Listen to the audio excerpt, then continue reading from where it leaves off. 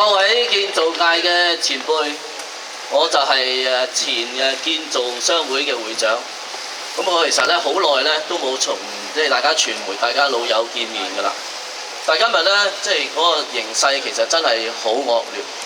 我從事咗呢個建造業咧就30幾年，見過咧高高低低，但係未見過咧今次個形勢係咁嚴峻嘅。大家睇到今次嘅拉布咧係直插式、懸崖式。頭先依人都講得好清楚。今次其實仲有一件事係好痛苦嘅。而家啲顧問公司已經係喺度吊緊鹽水啦。但係嗰啲前期設計嘅工程呢，係完全冇得做嘅。大家知道呢，如果嗰啲工程要落地，唔係1年，唔係2年，係要攞到嗰個環保證呢，然後你先可以做。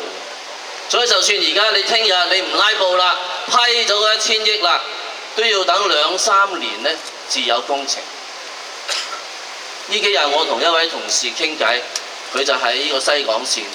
佢話老細，而家咧完工咯喎，我下一單係點啊？我有個細嘅仔，啱啱2個月前生咗個雙胞胎，咁你叫我點樣答佢呢？呢個情況就係而家係咁嚴峻，唔係淨係影響我哋而家嗰個生活，係將來2-3年嘅生活都受影響嘅。所以我就覺得呢個形勢係相當危急，大家一定要出嚟呢，盡量去發聲。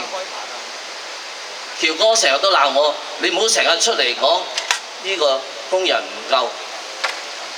咁大家其實諗下，喺過去嗰20年，我哋一時就飽死，一時就餓死。今次嘅形勢係人造嘅，去訓練一個有技術嘅工人，唔係1時2刻可以做得到，係要2-3年、3-4年嘅時間做得到嘅。我哋就聽咗阿司長講，聽咗局長講，聽到好多正面嘅立法會議員講，我哋嚟緊係黃金10年。我同喬哥都成日同啲兄弟講，阿波頭先都講，同啲學生講，我哋建造業係有機會嘅，係有技術嘅，係有長遠計劃，係有黃金10年嘅。咁我哋信以為真。我哋喺過去嗰幾年，我哋承建商、分包商用個合作計劃去出自己嘅力，大家好多啲師傅喺度，將我哋嘅後生仔去訓練喺地盤訓練出嚟。但係而家點樣呢？我哋點樣對得住佢哋呢？第三，大家都知道2016年唔係一個好嘅一年，百業都向下面。其實政府係好睇我哋。將嗰個700億推出嚟，正就係及時雨。大家都見到啦，而家頭先都有啲兄弟講咗，大家而家去醫院呢係120%超咗嗰個床位嘅。大家都睇到呢個係人造出嚟嘅。如果大家批咗嗰啲工程，批咗嗰啲項目，大家咪可以順當去做咯。所以今次好多謝大家喺個雨天、星期天都出嚟，呢個係必須要去做嘅。作為一個建築業從業員，係責無旁貸，一定要出嚟發聲，一定要向嗰班唔批款嘅人呢，去講出個道理，講出個理由，盡快呢個批款。我今日呢，想係用4毛呢嚟總結我今次嘅心聲。